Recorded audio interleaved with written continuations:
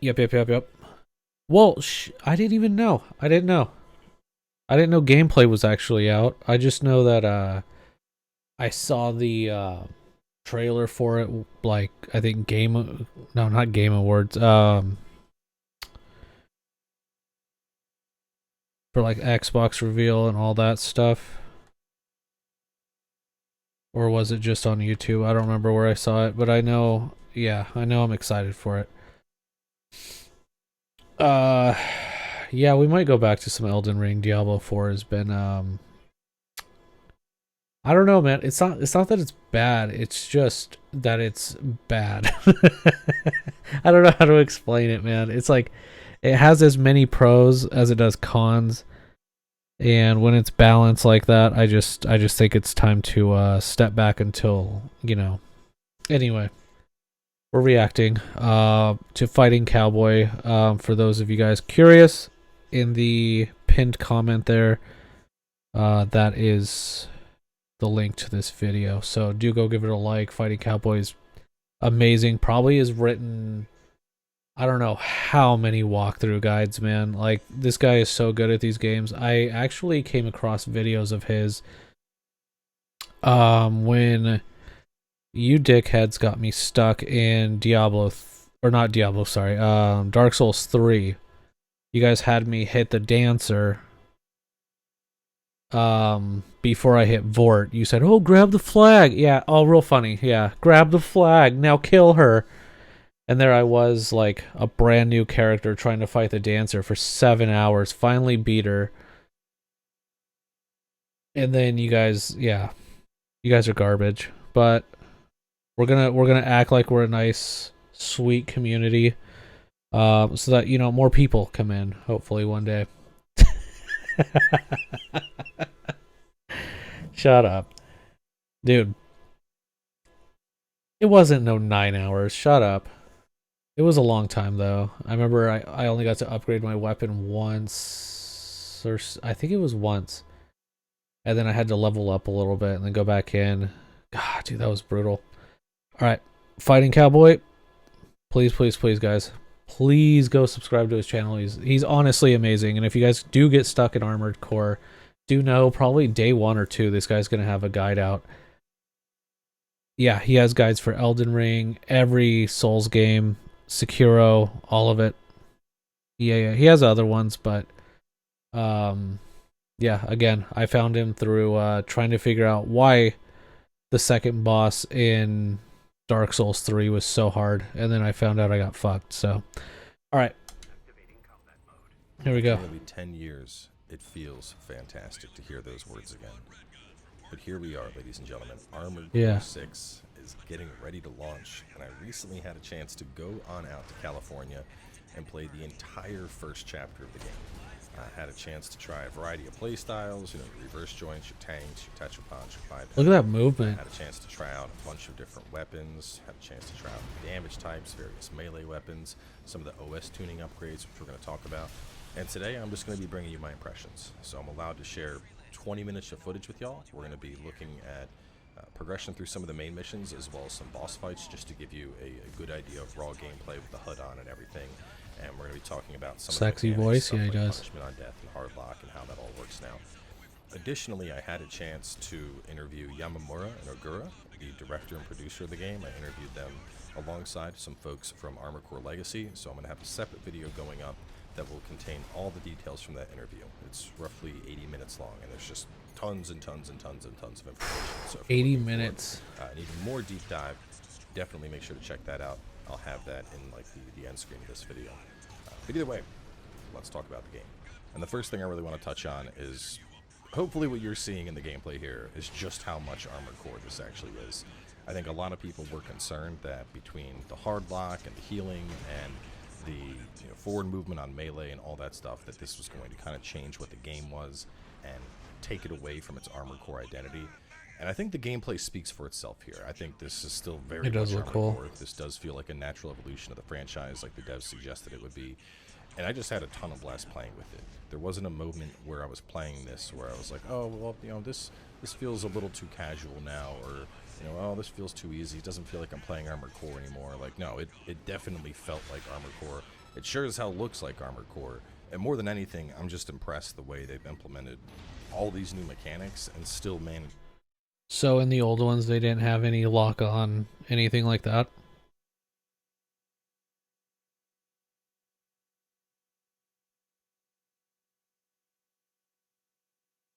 I don't know. I guess difficulty is going to depend on movement, but if this does have better movement, then that's probably why they have a lock on. But again, we will probably, I'll try and get a hold of 5 or something and play it so that I can have a frame of reference. Yeah.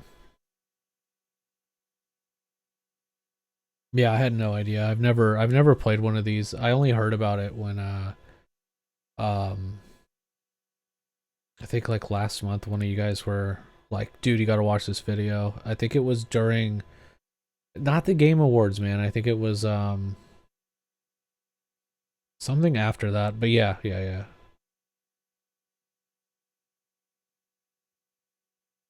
To preserve the game's identity.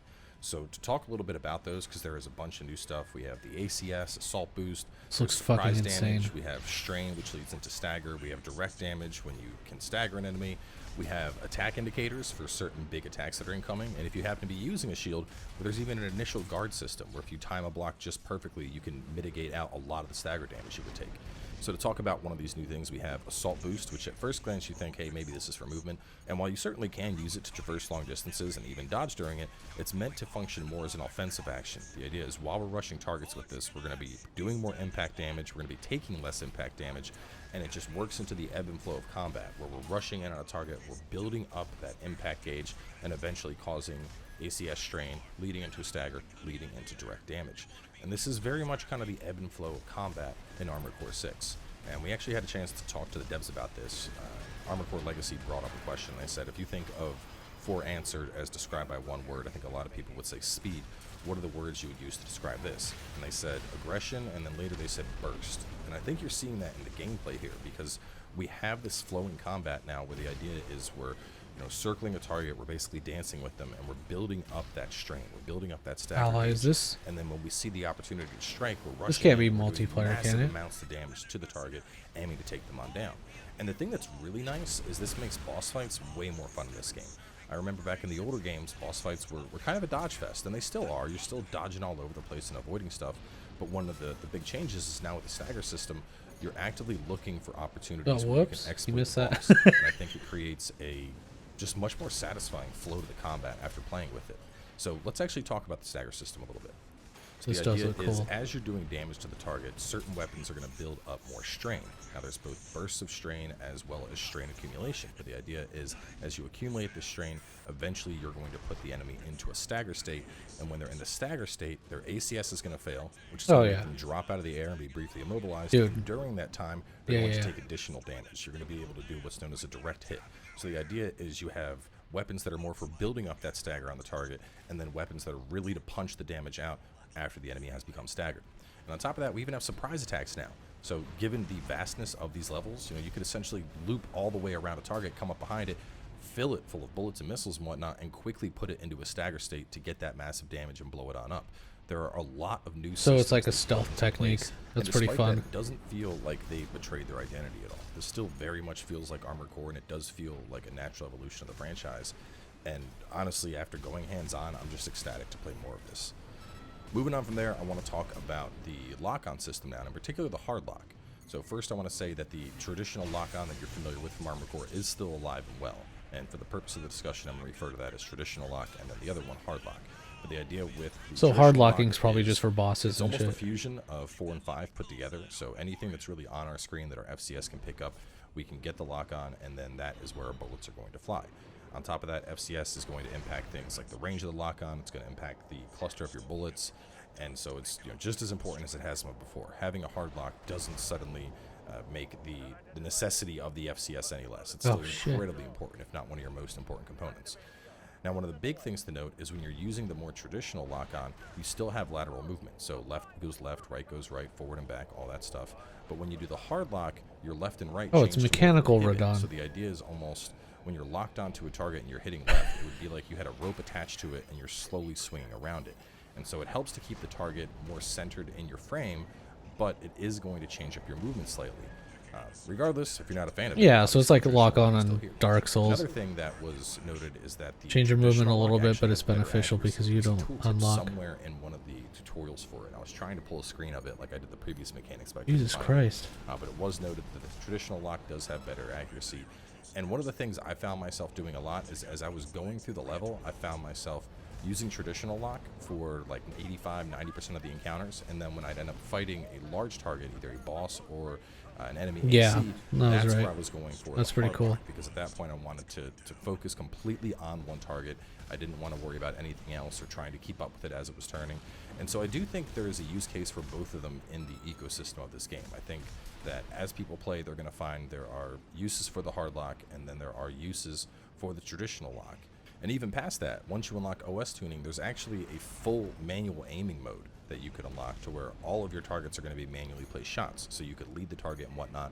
And so the point I want to make here is if you had concerns about the hard lock and you think the hard lock is going to compromise the game, I think they're unfounded at this point.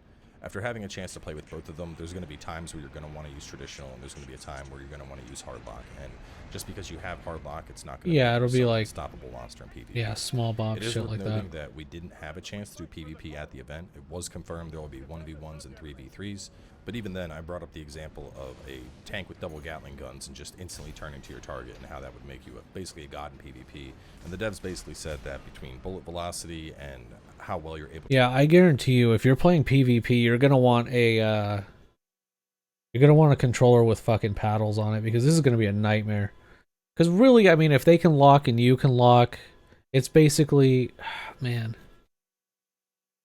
I hope there's a range on the weapons that are like different for each one. I'm sure there's going to be. I mean, these guys always think of everything, but I think that would be shitty that people just go long range and just lock onto each other, and it's just, you know, a dodge fest, and that probably I don't know. I mean, they had to have thought about it. Maybe they don't have the lock on during PvP. I really hope they don't, because if they do, it's not really...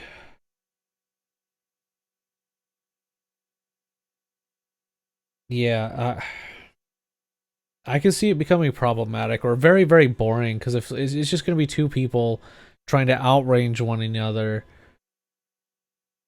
and then what if you get that fucking troll that's just running away? You know what I mean? I don't know. I know we'll see. I mean, we only got a month left, so that's pretty cool, but I think it sucks that I hope there's a lot of PvP examples in here.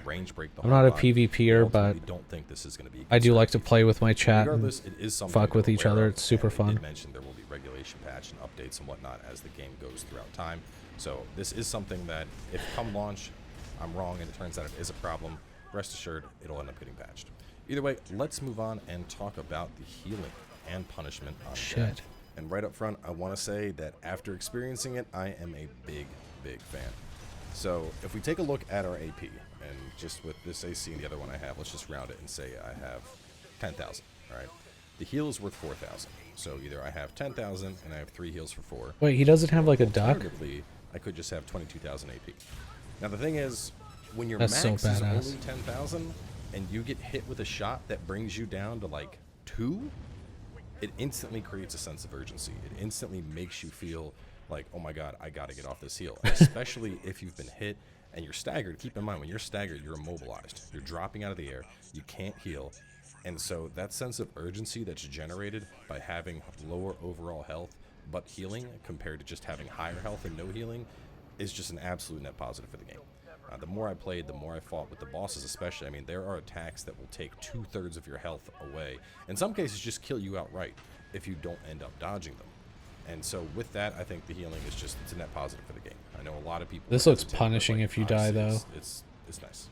Moving on and talking a little bit about death and punishment. So one of the big changes now is that when we die and we're presented with a checkpoint, we now have access to assembly as well as AC data, so you could completely pull out a new armor core, or you could change up a bunch of parts, you could just change up a weapon, whatever's going to be the case.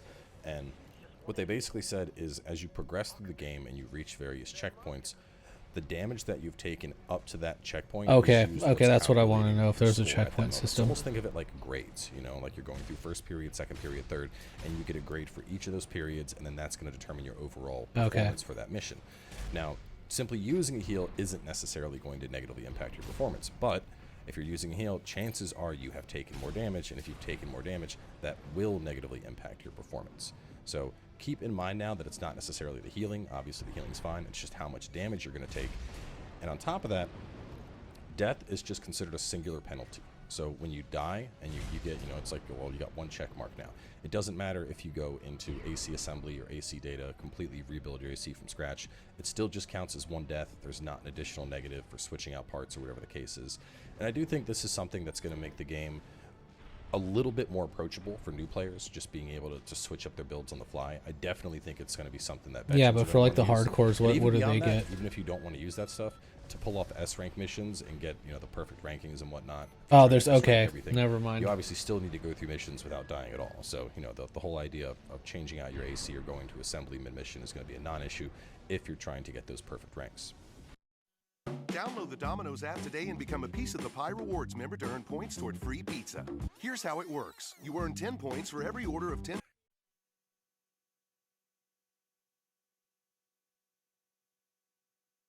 Talking a little bit about the level and the mission design. This is something I was actually. Well, I mean, here's the thing, right? Like, we only got to see that. You're gonna have hardcore players who want to push content and beat it in a meaningful way, and that's what I was. I don't want to just go like hit New Game Plus and that's the only extra difficulty we get. It's like, is there like a ranking system or something that we can like really, like fuck with? But like I just, and this way, you know, when I like, you know, put you guys in the ground, I can be like, oh, look at my, you know, S tier or whatever this thing is going to be for ranking, and just rub it in your face until you guys beat mine. But but no, I'm just saying, I just think it would be really shitty, especially for players that are like, you know, like Armored Core veterans, to not really have anything to look forward to, and then new people like me basically being at the same level as them.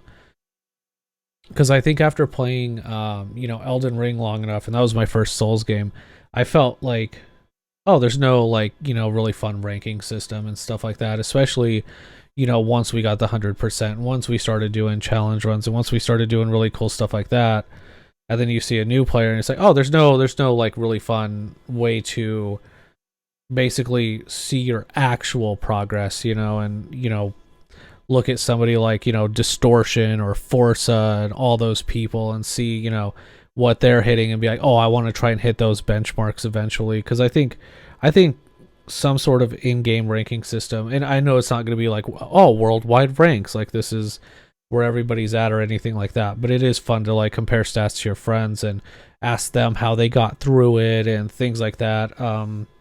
Just really curious about co-op since there's PvP in the game, because I think that would be really fun too, you know, play with viewers, stuff like that. But I also think that if you are playing with friends, like, your ranks don't count. So if like you get an S tier ranking as a duo, I don't think that should count, you know, for like your score, or there should be a 2-player thing or whatever. But I just think that, yeah, there should be, you know, a little dick measuring. I think that's fun. I think it's, you know, cool when, you know, your viewers beat you and you got to catch up to them, or you beat your viewers and they got to catch up to you. I think that just keeps things interesting, and it makes it really, really fun for everybody. And plus people like Lil Aggie and Captain Domo that did something really, really amazing with like Elden Ring bingo and stuff like that. I think that it would create more competition in there too and keep the game running longer. I mean, Elden Ring bingo has just like brought so many people into, you know, viewership and things like that. I always think that, you know, that kind of shit's really, really cool. So, I mean, I just really hope that, man, dude, I'm just way too excited for this game. I'm already making plans and shit. Okay, let's just watch it. One big mission. And in the previous video, I mentioned maybe I'm pumped. A Neo approach where I just don't know what the speed runs are going to look like. This is exciting. Playing through it with some type of sub-objective, And we do see similar locales. No, So I'm not there much were of a other missions runner. I played just that like were doing in a challenges. snowy biome like this, but they weren't in the particular area this mission took place. They were in more open zones or more standalone No, zones. just and so they've done a Distortion really has good all the job of records. mission Just variety. just to briefly go through the list. I wasn't able We'll to just- show every mission. we'll but- never get so we that had far. Our main missions, obviously. We had like a cleanup mission where I was sent to just go in and take out some enemies or take out artillery. There was one where I had to take down a transport helicopter. There was a one-on-one where I was just fighting another pilot. We had the tutorial missions, which were really cool. That's where I pulled those screens for, and that's something that's going to be huge. There are progressive tutorial missions that you unlock. So there's one for basic controls, combat fundamentals, assembling your AC, reverse joints, tetrapods. So this tanks, isn't even and a then final boss. This advanced is just a dude. certification, which basically was just you fighting different ACs through the build to see how successful it was. And then after that, you unlock the arena mode, which was going to put you against other combatants.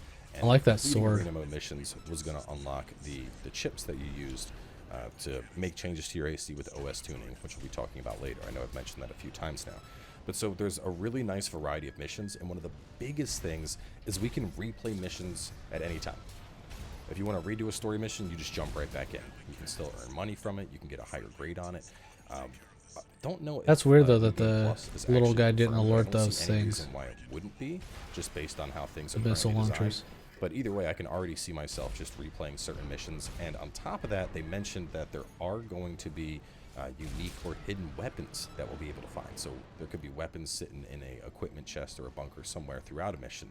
So exploration in these large missions is definitely going to be something that people Okay, are so gonna do. exploration's still I there. can That's already tell super just with sick. the amount of verticality we have, I'm going to be combing through maps on my first playthrough to try and find stuff.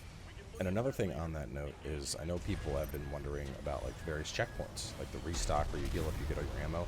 And I think it's important to note that the main missions especially are much, much longer than what we were used to in the previous games. I think in the previous games it very much felt like you were going down a checklist. And some of these missions here, you're transitioning between multiple areas, multiple objectives. Eventually they're going to culminate in a boss fight. And so we're talking like 20, 30-minute long primary missions where the one you're seeing right now, for example, we went through this whole sector. We got into a new sector where there was an ambush, there was an interior section, and then eventually we made our way up to the boss fight, which the boss fight in and of itself took quite a bit of time. And typically these checkpoints are going to be before a boss, but they definitely felt necessary given the progression. I will say that even without the restocks, I didn't experience a time where I particularly felt low on ammo. At the same time, obviously, we only had limited weapons available to us since we were on the first chapter. There were quite a lot, and I am going to have a section at the end of the video where I just go through everything I unlocked, so you can kind of just grab information, basically an information dump, if you will. But as I played through, I didn't feel particularly starved for ammo on these missions. And even with this current setup, I was That's pretty tank cool. running a laser cannon and plasma missiles on the shoulders, and then I had a grenade launcher and a bazooka. So that you get the stagger between the laser cannon and the bazooka, fire off the grenade launcher, get big damage. You weren't really hitting the grenade launcher otherwise. The trajectory on it was quite slow. But even then, I only had, I think, like 100 shots in the bazooka, and that Yeah, was just more the than first enough. I chapter was this like, whole I'm time. cruising through this. I'm gonna blow my way through everything that gets in my way. and Jesus. just absolutely decimate enemies. This was actually a really fun build to play with. I mean, it was, if you could have a strength build in Armored Core, this was the strength build. This thing was absolutely devastating. I also had a chance to ask if there were going to be any high-level mercenaries or UNACs in this game, so you could have, even if it's an AI companion, and they confirmed that is not going to be the case. There's certain missions where you'll have a companion with you for a set amount of time, but the focus here Yeah, is on the single-player experience. for real, And they definitely Asmongold crafted with- something that's really nice here. with When I think cannons, back to my yeah. time with 5 and Verdict Day, the most memorable parts of it were the PvP. And the campaign very much felt like I'm just running through missions to get money, to get parts, and that was it. That sucks. Whereas the PvP was what I enjoyed so much, and here it Oh, feels at like least you can kinda they've line of taken sight this. so much care in crafting these missions that even after I'm done them, I can see myself going back through and replaying missions with different AC I wish there was, like, a setups, parry. simply because of what an enjoyable experience they are. God So moving damn, on from dude. there, I want to take some time to talk about boss fights and one of the new mechanics that I really got to feel Can we for in see the boss fights, fight? and that is charge attacks. So to briefly touch on charge attacks, this is something that you were probably familiar with if you had previously played thermal weapons, which, by the way, we still have 3 different damage types. They're now energy, explosive, and kinetic. But so 3 damage types, 3 types of defense. Obviously, certain weapons are better for impact damage, whereas others are better for pure damage. But the point being, charging weapons was something that previously was basically thermal only. Juggernaut, and now this we has to be actually it. have that on a variety of weapons. Not every single one of them, but for example, I had a battle rifle that was single shot, and then when I charged it, I would do a 3-round burst, and that's actually what I was using in this fight here. What was interesting was because I was a bipedal, I went into a ready stance before I would fire this off. So what I had to do was basically get above the tank, have the rifle charged, be in hard lock on, and then as I knew the tank was about to dash, I'd preemptively fire my shot. My AC would turn and it would unleash the shots at just the right sweet spot to hit the engine in the back of the tank. And as I was playing for a moment, I was like, man, this fucking tank is so tedious. But in retrospect, it was actually a really good learning experience about like pre-firing those shots and looking for the opportunity. And if you're running a tank, you don't need to worry about this. Tetrapods actually have a hover functionality now, so while they're in the air hovering, they don't have that ready stance. I wonder if you It's can fall definitely off. interesting from a mechanical perspective, where you're able to put out more damage and more stagger by doing those charge shots, but knowing that you're gonna have to have the No, right more like opportunity to use them. Margit Boss style. fights in general, though, I know a lot of Where you people just get worry the knocked bosses off would the feel edge. too soulsy. I don't really think that was Like the if he case here. couldn't fly There were back up obvious if you just fall telegraphs off that and you had to die. dodge and opportunities to get damage in, but the main emphasis on boss fights here is building up that stagger. Oh, that game looks and like a going for the right fucking kill. nightmare. But taking Ire as an example here, you can see there's a lot going on. I'm trying to get within range of it to avoid the missiles. I'm trying to get through its shield. It has assault armor, which I need to be wary of. It has a Gatling gun. Later on, it has like a secondary phase where it pulls out a flamethrower, so you need to be aware of that. And so there's a lot of different things going on in this fight. And you're trying to keep all of that in mind while also being mindful Oh, of I'm the not stagger racing, phase when no you have way. opportunities to do big damage. And I really think we're just seeing FromSoft's boss design in all No, of you its guys are glory all here. gonna I mean, win. These were not slow-paced, methodical fights whatsoever. Obviously, you see us dashing in, boss popping assault armor to knock me back away. And, even just a little bit here, it should be right around here. Yeah, here we go. Boss gets ready to missile. I use assault armor myself, blow those missiles away, re-push the boss into stagger. And I think this just goes back to early in the video where I talked about aggression being a mainstay of this game. There is just, I mean, God, these fights are wild, man. Yeah. And honestly, what's crazy to Looks me insane. is this is the final boss of the first chapter of the game. So if this is the quality of boss we're getting at the start of the game, and this is how wild things are, you know it's going to only get more insane from here. Like, FromSoft never gets more tame with their bosses. So honestly, True. I can't wait to see what else we have in store, because this fight was absolutely just a blast to overcome and just try and push this thing through, especially because I knew I was fighting it on a time limit, and I'm just excited to see what else they have in store for us. So since I Dude, only look have at that. about a That's minute and a fucking half left nuts. to talk, the last thing I want to touch Dude, I'm so is pumped. customization, because I know a lot of people have been curious to what level we have customization. And Yes. we have all of it, baby. We have full emblem Really creation. excited. You can put emblems on your AC. You can change the color of individual parts. You can change the quality of the part, whether it's like rusty or pristine. You can change the gloss on certain parts, and they really went all out. They literally everything when it comes to designing your AC that you may have been fond of in previous games is alive and well here. Another big thing with customization is the OS tuning system, which we're finally going to talk about. As opposed to tuning individual parts, as we complete arena missions, we now gain access to OS chips, and we're able to use these chips to unlock specific upgrades. In some cases, actual core expansions, stuff Dude, like that's assault so armor. insane. So it's going to be like Sekiro, where you can just rerun a boss over and over to practice, but you also get this reward every time. So you can actually, like, what, early build like a sick mech? Instances? Yeah, kind of like that. Yeah, that's fucking nuts. Dude, this is going to be insane. And yeah, if you're speed running, yeah, I mean, that is helpful. I won't be. It'll probably take me like fucking 14 years, but I'll get there. or the quick turn or the boost kick, and in other cases just outright upgrades such as power optimization or damage tuning. On top of that, even though it was only Yeah, the I'm first on chapter app. of the game, as you can see, there is a huge variety of weapons and parts that we were able to choose from by the time we were done that first chapter. And that's really what I wanted to show. Dude, you that's guys. so I know much a lot of shit. people have been really curious, what level of customization we're still going to have. And so I really just wanted to scroll through everything and let y'all grab screenshots and basically information dump, because honestly, this is shaping up to be the best Armored Core we have ever had a chance to experience.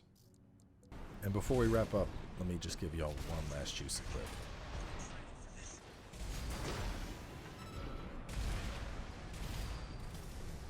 Oh, this is a whole different build. Jesus. Damn. That's sick. That final blow is awesome. You've earned this. Dude. Hold on. Yeah, the link's still up. Please, please, please, guys, go like this video. Sub, do all of that. I mean, dude, I can't even tell you how excited I am about this. Yeah. Yeah, I know, I know. Well, again, I'm gonna finish everything for D4. As far as the season, I don't know if I'm gonna keep going or build new characters or do anything crazy. Um, yeah, yeah. So we'll probably play some stuff in between. I am betting on maybe going back, trying out some Dark Souls 3 again. That was super fun. And I think we've got almost all the rings in New Game Plus, but we could just rerun, do some runs and stuff like that, or do Elden Ring again. Yeah, I'm gonna suck because I haven't done it in quite a while, but yeah, I mean, I'm really excited for this. I'm really excited to, yeah, yeah, go on a new adventure again because I don't think anything has beat that feeling of Elden Ring, you know, like as a community, all just going through it, all having a good time, and just checking out like a new game that we didn't have many guides out on or any shit like that. We just played a brand new game and it was super fun. And I think Diablo's marketing kind of ruined that for themselves because they already had guides out before the fucking game came out. And a lot of people were just running around meta building and stuff like that. I just hope that the guides wait until at least after the, you know, after the game comes out. But I think a lot of people are just going to be exploring and having a good time anyway. I mean, that's what FromSoft games are all about, exploration, finding new things. I just, dude, I can't wait.